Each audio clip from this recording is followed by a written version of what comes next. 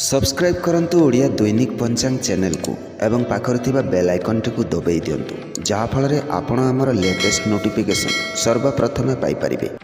जय जगन्नाथ। ओडिया दैनिक पंचांग रे आपनकु स्वागत। दर्शक बंधु जानिनेबा कोन कहूछि आज आपनक राशिफल केमिति रहिबा आपनक दिन। चलंतु आरंभ करिबा आजिर सुविचार को नै। आजिर सुविचार आपणक जीवनर सफलता निजर भावना एवं प्रयास पर निर्भर करे। जे पर्यंत आपण चेष्टा करिवे से पर्यंत सफलता आपणक पाखक आसीबो। सेहिपरि सकारात्मक चिंता करंतु, निज लक्ष्य को स्पष्ट करंतु एवं दृढ़ विश्वास सहित आगकू बढ़ी चलंतु। आपण सफलता निश्चय पाइबे। आजिर पंचांग 30 नवेम्बर 2024 दिन शनिवार, मार्गशीर मास कृष्ण पक्ष चतुर्दशी दिवा 10 घंटा 28 मिनिट पर्यंत, तापरे अमावास्या। आजिर सूर्योदय पुरी को प्रातः 6 घंटा 3 मिनिट एवं सूर्यास्त संध्या 5 घंटा 5 मिनिट। आज बिछा राशि चंद्र प्रवेश, वृष सिंह कन्या राशि मानकर घातबार एवं घात चंद्र नास्ति। आजिर शुभ बेला ब्रह्म मुहूर्त प्रातः 4 घंटा 27 मिनिट 5 घंटा 15 मिनिट। अभिजित मुहूर्त दिवा 11 घंटा 12 मिनिट ठार 11 घंटा 56 मिनिट पर्यंत। आजिर निषिद्ध खाद्य तैलयुक्त एवं आमिषयुक्त खाद्य निषिद्ध। ताहेले जानिनबा मिथुन राशि व्यक्ति मानक पई दिनटी किभଳି रहइबो। मिथुन राशि व्यक्ति मानक पई अनेक उत्साह एवं नूतन अभिनव विचार नहीं आसीपरे।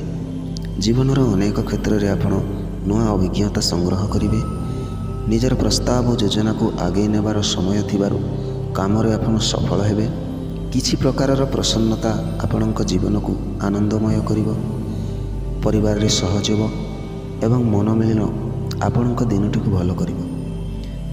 कार्यस्थल रे आपणक नुआ भावना और सृजनशीलता प्रशंसा लभिबो। अन्य मानकु आपण निज प्रतिभा रे आकृष्ट करिवे और अधिकारी भल मत लभिबे।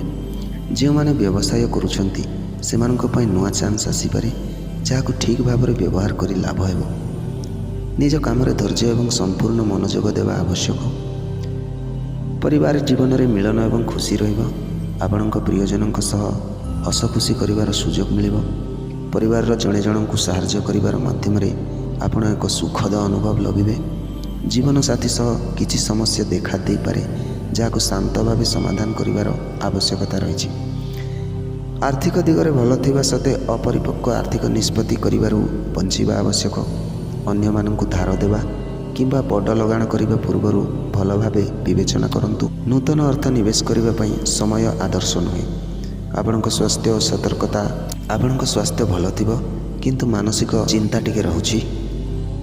तेणु आपणकु मेडिटेशन एवं योग करिवार आवश्यक रही।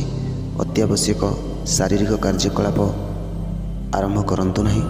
अपरिचित खाद्यरू दूरे रुहंतु।